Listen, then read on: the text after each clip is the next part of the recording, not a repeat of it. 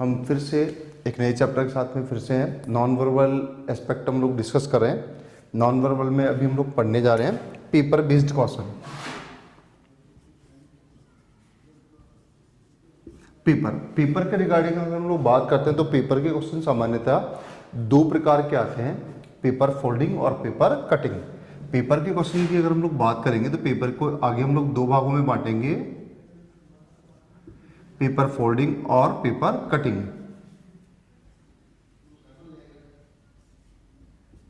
Paper folding and paper cutting दूसरे प्रकार के क्वेश्चन है। सामान्यतः एक क्वेश्चन के लिए कंसेप्ट आता है कहीं पर भी किसी भी एग्जाम के पॉइंट ऑफ व्यू से। पेपर की अगर बात की जाए तो पेपर के लिए दोनों जो चैप्टर हैं फोल्डिंग और कटिंग से मिला के एक पर्सन आता है। कागज के सापेक्ष जब भी हम क्वेश्चन सीखें तो हमें एक शब्द आ जाना चाहिए, दैट इज सिमेट्री, सममितता। सममितता अगर हम लोग कागज के सापेक्ष कभी भी बात करेंगे, पेपर के एस्पेक्ट में जब भी बात करेंगे तो आपको आना चाहिए पेपर की सिमेट्री। साथ में आपको जो क्लियर होना है वो आपको आना था mirror image and water image, जो कि अर्लियर चैप्टर्स में हम लोग डिस्कस कर चुके हैं। फिर भी रिकॉल मैं करवा देता हूं कि पेपर की सममितता क्या होती है और जल प्रतिबिंब दर्पण प्रतिबिंब के फैक्ट क्या है। सिमेट्री पहले हम लोग देखेंगे। कोई भी कागज आपके पास में उपलब्ध है, इसको लेके चलते हैं कि आपके पास में कोई पेपर उपलब्ध है तो उसकी सममितताएं क्या क्या हो सकती हैं। एक पेपर आपके पास उपलब्ध है कोई ऐसा, अगर मान लीजिए सममितताओं की बात करें, समान भाग अगर आप इसे मोड़ेंगे तो ये दोनों भाग इसके समान होंगे, सममितता दोनों भाग बराबर है। ऐसे अगर मान लीजिए आपके पास कोई पिक्चर कोई पेपर आपके पास अवेलेबल है ये, और आप इसको दोनों भागों से मोड़ दें तो दोनों भाग कैसे होंगे, समान होंगे, तो इसकी सममितता की बात चल रही है। ठीक है, ऐसे कोई कागज आपके पास उपलब्ध है इस तरीके से और आप उसको यहाँ से मोड़ देंगे तो ये दोनों भाग कैसे होंगे, समान ही होंगे, तो ये सममितता फिर से बनती है। और अगर हम लोग अंततः आते हैं तो एक सममितता और जो पेपर के सापेक्ष मिल सकती है वो कुछ इस तरीके से है, और ये दोनों भाग भी कैसे हैं, इसके समान भाग ही है। तो कुल मिला के पेपर की सममितताओं की बात की तो चार प्रकार की सममितताएं हम लोग लिख सकते हैं, और इन चारों को यदि एक साथ मिला दिया जाए तो किसी भी कागज की जो सममितताएं निकल के आती हैं कुछ इस तरीके से निकाली जा सकती हैं कि किसी भी पेपर की कुल सममितताएं 1 2 3 4 5 6 7 और 8 होती हैं। और इसीलिए कई बार कह भी दिया जाता है कि किसी भी पेपर को सिमेट्रिकली जीरो नहीं कर सकते। मतलब आप जब भी किसी भी पेपर को आधा फिर से आधा फिर से आधा फिर से आधा अगर मोड़ने के लिए जाएंगे तो कभी भी पेपर को 8 बार नहीं मोड़ा जा सकता प्रैक्टिकली, और चाहे मशीन डिवाइस भी आप जाएंगे तो पेपर फट जाएगा, लेकिन 8 बार पूरा पूरा नहीं मिलेगा, नहीं मोड़ सकते। मैंने कहा मोड़ने का तरीका क्या होगा, हर बार पेपर आधा रह जाना चाहिए, जो कि प्रैक्टिकली पॉसिबल नहीं होगा 8 बार मोड़ना। तो एक पेपर एक कागज की सममितताएं यहाँ से ये और ये जब इन चारों को मिला दें तो कुछ इस तरीके से आगे का बनता है। तो आपको किसी भी टॉपिक में पेपर के रिगार्डिंग जब आप फोल्डिंग पढ़े या कटिंग पढ़े तो आपको पेपर की सममितताएं क्या होनी चाहिए।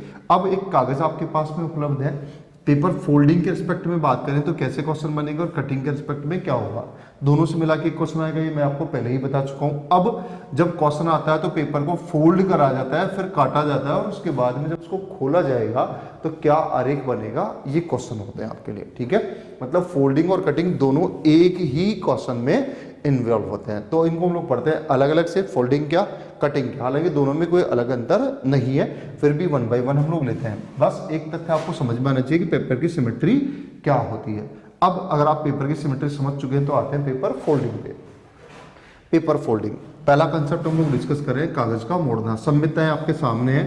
अगर मान लीजिए ये कोई कागज आपके पास उपलब्ध है, ये कागज आपके पास उपलब्ध है, और मैंने कहा कि ये कोई बटर पेपर है, बटर पेपर कह दो या ट्रांसपेरेंट पेपर कह दो या ट्रेसिंग पेपर कह दो, कई सारे नामों से इसको जाना गया होता है। मान लीजिए ये कोई ट्रांसपेरेंट पेपर है जिसमें हमें आर पार दिखाई दे रहा है। ठीक है, ये कोई ट्रांसपेरेंट पेपर है और जिसमें हमें आर पार दिखाई दे रहा है। इस पर कोई एक चित्र भी बना हुआ है इस तरीके से, इसमें कोई एक चित्र भी बना हुआ है इस तरीके से। मान लीजिए इस पेपर को जब मैंने मोड़ा, पेपर को जब मोड़ दें तो एक बात ध्यान रखिएगा, फोल्डिंग के पर्पज से मोड़ने के लिए बात करें तो पेपर को जब भी मोड़ा जाएगा तो पेपर के दोनों भाग मुड़ेंगे या एक भाग मुड़ेगा, या यूं कह दीजिए 100 का 100% पेपर मुड़ेगा या 50% पेपर मुड़ेगा। आप मोड़ के देखिएगा किसी भी कागज को जब आप फोल्ड करेंगे तो आधा भाग कांस्टेंट रहेगा और आधा भाग ही मुड़ेगा। मतलब अगर हम लोग बात करें कि ये पूरा पेपर आपके पास उपलब्ध है, मैंने इसको नीचे से ऊपर मोड़ा, नीचे से ऊपर इसको मोड़ा, तो इसका 50% भाग तो फ्रीज मतलब स्थिर रहेगा। ठीक है, ये तो अपनी जगह पर ही रहेगा। तो मुड़ने के नाम पे क्या होगा, केवल 50% भाग ही अप और डाउन होगा। अगर मान लीजिए मैंने इसको अप मोड़ा तो ये 50% भाग ऊपर चला जाएगा, अगर मान लीजिए मैंने इसको डाउन मोड़ा तो 50% भाग नीचे आ जाएगा। ठीक है, और ध्यान से समझिए, ऊपर नीचे मतलब कौन सी इमेज बनानी होती है, वाटर इमेज बनानी होती है। तो जब भी हम लोग ऊपर से नीचे या नीचे से ऊपर, नीचे से ऊपर या ऊपर से नीचे मोड़ेंगे तो हमें ध्यान रखना है कि आधा भाग तो कांस्टेंट रहेगा और आधे भाग की वाटर इमेज बनेगी। क्या बनेगी, वाटर इमेज। मान लीजिए यही पेपर इस तरीके से होता, और मैंने वापस से ऐसे कैसे बना दिया, और अब इसको मोड़ने के लिए हम लोग चलते यहां से, कि हम तो यहां से इसको मोड़ेंगे, यहां इन द सेंस लेफ्ट से राइट या राइट से लेफ्ट मोड़ेंगे। तो हमें पहले से कंफर्म है कि अगर मान लीजिए आधे भाग को मोड़ेंगे, पेपर पूरा है, फोल्डिंग के नाम पे केवल हाफ ही टर्न होगा, तो या तो आधा भाग यहां पर आएगा लेफ्ट का राइट में या राइट का लेफ्ट में, या तो लेफ्ट का राइट में चला जाएगा या राइट का भाग लेफ्ट में आएगा। तो लेफ्ट राइट हम लोग कहाँ सीखते हैं, इसके लिए आपको इमेजेस वाला पार्ट याद रखना पड़ेगा कि मिरर इमेज ऐसी कंटेंट है जहां पर किसी भी एक पर्टिकुलर इमेज का मिरर इमेज बनाना होता है, जिसमें लेफ्ट वाला भाग राइट में चला जाता है और राइट वाला भाग लेफ्ट में आता है, जबकि अप वाला भाग अप रहता है और डाउन वाला भाग डाउन रहता है। तो अप डाउन में और डाउन अप में चेंज होता है, कहां पर, वाटर इमेज में, लेफ्ट राइट में और राइट लेफ्ट में चेंज होता है, कहां पर, मिरर इमेज में। तो अगर मान लीजिए यहां से मैंने इसको फोल्ड किया, मैंने इसको ऊपर की तरफ फोल्ड किया, तो नीचे वाला भाग ऊपर जाएगा, अल्टीमेट जो इमेज बनेगी वो कुछ ऐसी होगी। यहां से हम लोग गए, ये पूरा पेपर है, ये वाला पार्ट तो नीचे से मोड़ दिया गया, ऊपर वाले भाग में ये वाला भाग तो कांस्टेंट रहता, पहले से इतना ही है, लेकिन जो मुड़ा वो नीचे वाला भाग था और इसकी इमेज कुछ इस तरीके से बन जानी चाहिए। तो ये वाली इमेज कुछ ऐसे बन जाएगी। तो ये यहां से कन्वर्ट होकर यहां पर आ गया। मान लीजिए इस वाले भाग को हमने यहां से मोड़ा, मतलब लेफ्ट वाले भाग को राइट की तरफ मोड़ दिया, तो जो खाली स्थान बन जाएगा उसका तो हमें कंफर्म है कि खाली स्थान जो बन के आएगा वो कहां पर मुड़ेगा, जो लेफ्ट वाला भाग तो राइट में चला गया, यहाँ के पर्पज से हम लोग चले गए तो लेफ्ट वाला भाग तो ब्लैंक हो गया। अब राइट वाले भाग तो जो है वो तो एज इट इज फॉर्मेट में रहेगा, लेकिन चूंकि लेफ्ट वाला भाग मुड़ा तो इसकी बना देनी है हमें मिरर इमेज। और जैसे हम लोग मिरर इमेज बनाएंगे तो कुछ इस तरीके से वो हमें दिखाई देगा, क्योंकि पेपर कैसा है, ट्रांसपेरेंट है, तो फोल्ड होने के बाद कुछ आकृति हमें ऐसे दिखाई देगी।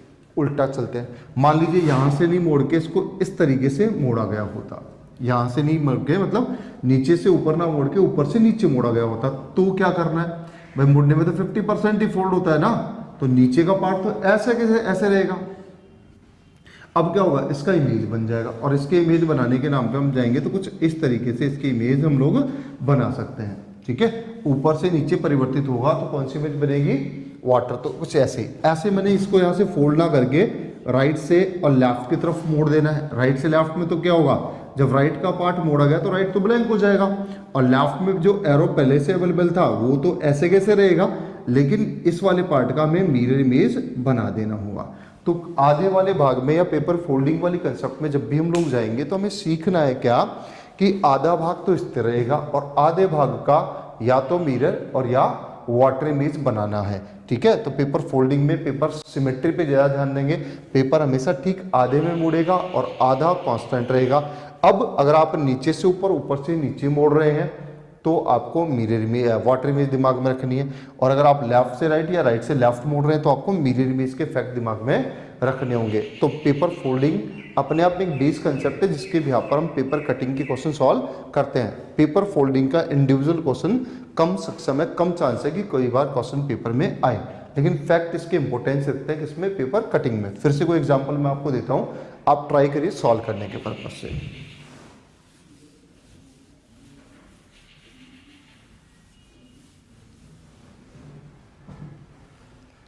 मान लीजिए मैंने कोई आपको एक आरेख दे दिया, कोई एक चित्र मैंने आपको दिया, फिर से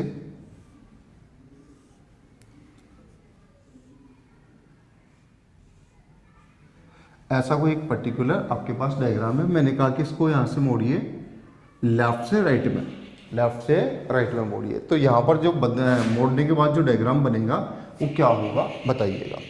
मोड़ने के बाद जो डायग्राम आपके पास में आएगा वो क्या बनने वाला है वो आपको समझ में आना था। अब कंसेप्ट कहती है क्या कि देखो डायग्राम जब आप फोल्ड करेंगे तो यहाँ से पूरा जो पिक्चर आपके पास अवेलेबल है वो पूरा पिक्चर तो काम आएगा नहीं।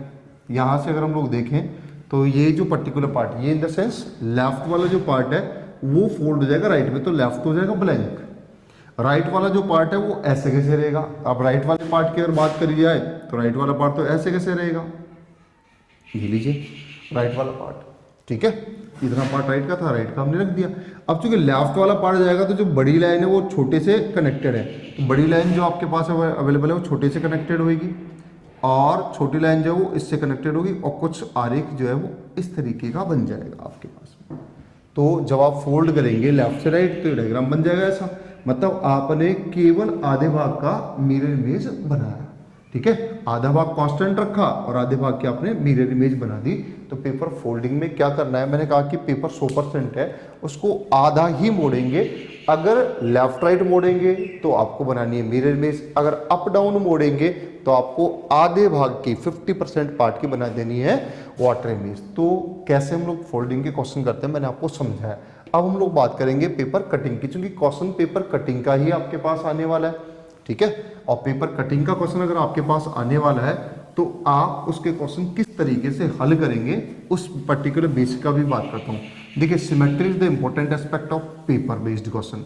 जब भी पेपर के क्वेश्चन आएंगे तो सिमेट्री बहुत महत्वपूर्ण वाला भाग है और वो आपको आना चाहिए था, ठीक है। अभी हम लोग बात करें पेपर कटिंग के पर्पज से। कटिंग कब होगी, जब पेपर को प्रॉपर तरीके से फोल्ड किया जाएगा। अब अगर मानते हैं कि कागज आपके पास उपलब्ध है, कुछ ऐसा है, आपने इसको मोड़ दिया यहाँ से यहाँ तक, मतलब लेफ्ट से राइट में। अब आपके पास में बच गया हाफ पेपर। हाफ पेपर आपके पास में, आपने इसको मोड़ दिया फिर से अप से डाउन में, ऊपर से नीचे की तरफ। फिर आपके पास में बच गया 1/4 पेपर,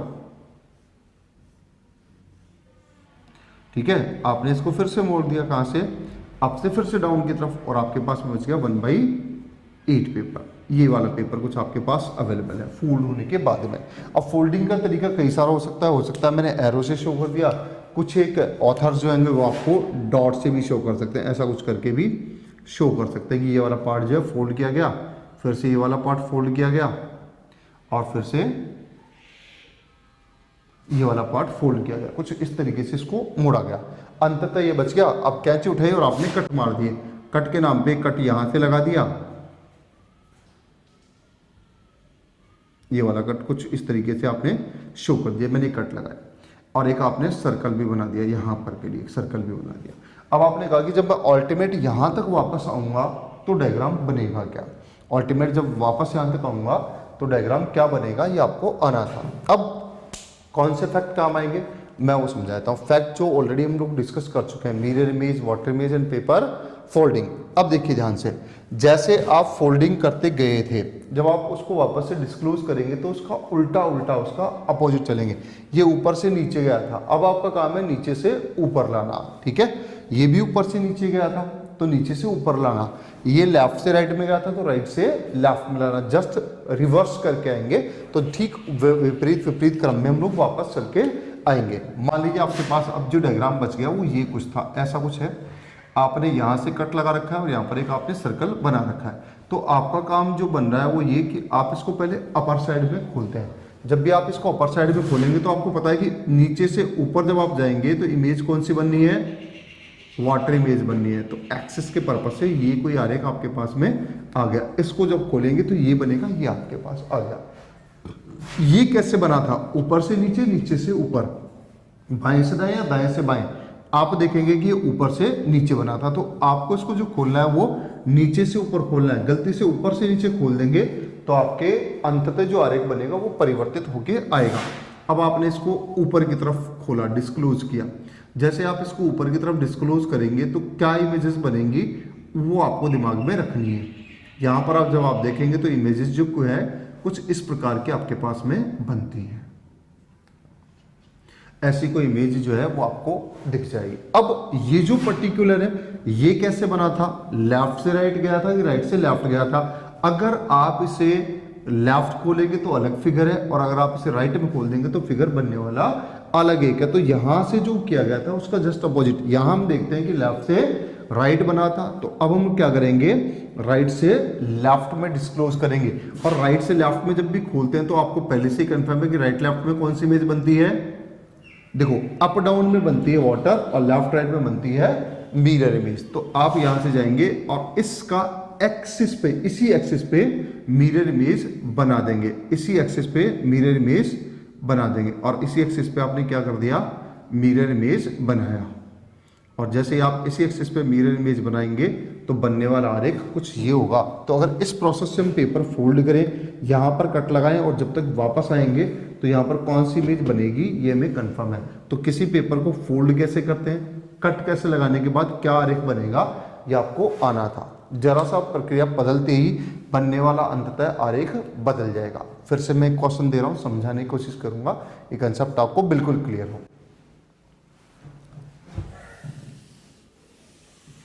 ध्यान से देखिएगा मेरा फोल्डिंग प्रोसेस, क्योंकि वही जो प्रोसेस है वही आपको समझने में सहायक होगा कि कैसे फोल्ड किया गया। मान लीजिए कोई पेपर आपके पास फिर से अवेलेबल है, आपने इसको यहाँ से फोल्ड कर दिया कुछ इस तरीके से नीचे से ऊपर के लिए, फिर आपके पास में बच गया 1/8 पार्ट, 1/2 पार्ट, 1/2 वाला भाग आपके पास में बचा हुआ है। यहाँ से आप फिर से चले, यहाँ से जो चैप्टर आपने फोल्ड किया कुछ यूं कर दिया, राइट से लेफ्ट में आपके पास में आ गया।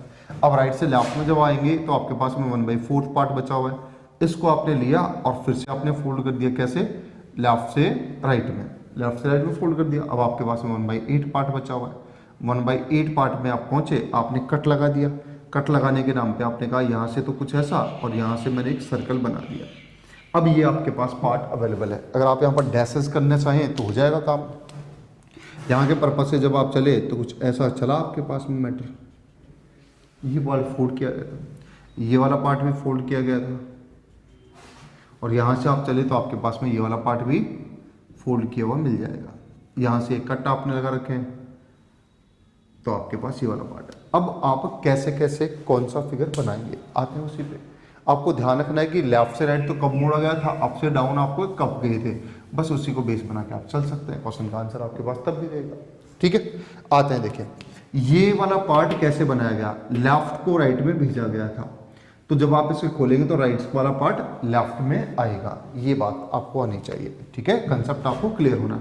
अब आपके पास ये फिगर अवेलेबल है, ये फिगर बना कैसे था, लेफ्ट वाला पार्ट चला गया था राइट में, तो लेफ्ट वाला पार्ट अगर राइट में गया तो यहां पर आपके पास कट लगे हुए हैं। जब आप इसे डिस्क्लोज करेंगे लेफ्ट राइट में इमेज कौन सी बनती है, मिरर इमेज। तो आप इसी एक्सिस पर मिरर इमेज बनाएंगे, ऐसे कैसे, इसी एक्सिस पर आपने क्या बना दिया, मिरर इमेज बना दिया। ये लीजिए आपका बन गया मिरर इमेज, मतलब 1/4 वाला पार्ट आ गया।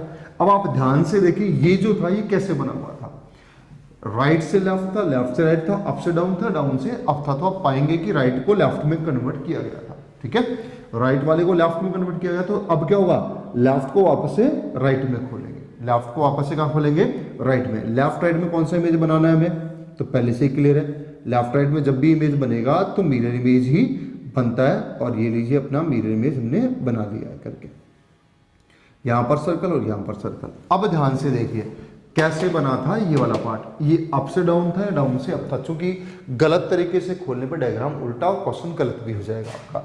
अब आप इसको पाएंगे कि ये जो डायग्राम आपके पास में यहाँ पर बनकर आया था, ये जो डायग्राम बना था ये था डाउन से अप में, डाउन वाले पार्ट को अप में ले जाया गया था। तो अब आप क्या करेंगे, अप वाले पार्ट को डाउन की तरफ लाएंगे, और जैसे अप वाले पार्ट को आप डाउन की तरफ लाएंगे तो आपको ये क्लियर होना है कि अप डाउन चेंजेस होंगे तो इमेज बनती है अपनी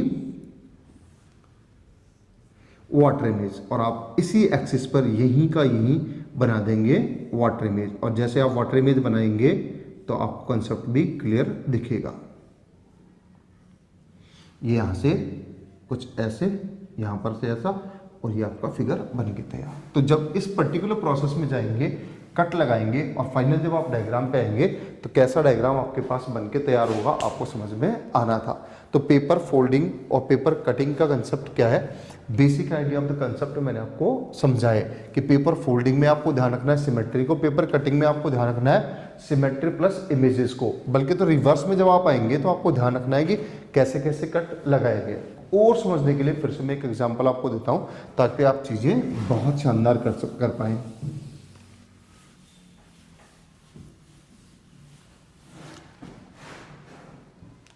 मान लीजिए कोई पेपर आपके पास उपलब्ध है ऐसा,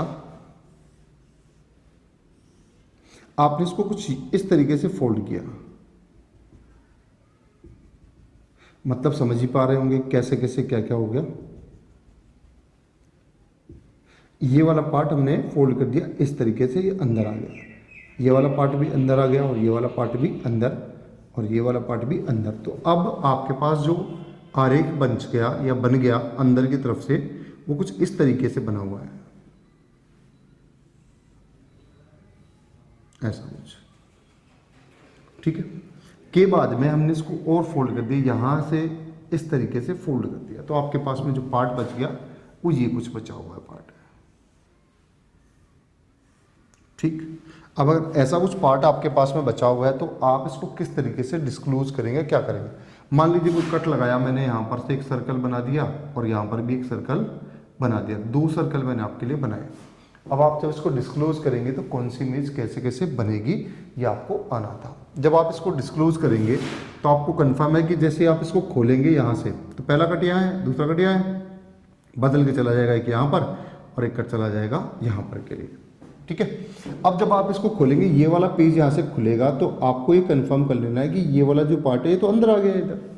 ऐसे ही जब ये वाला पार्ट डिस्क्लोज होगा तो ये वाला पार्ट यहाँ पर आएगा और ये जब डिस्क्लोज होगा तो यहाँ पर जाएगा और ये वाला पार्ट जब डिस्क्लोज होगा तो ये यहाँ पर वापस चला जाएगा चीज़ें करके।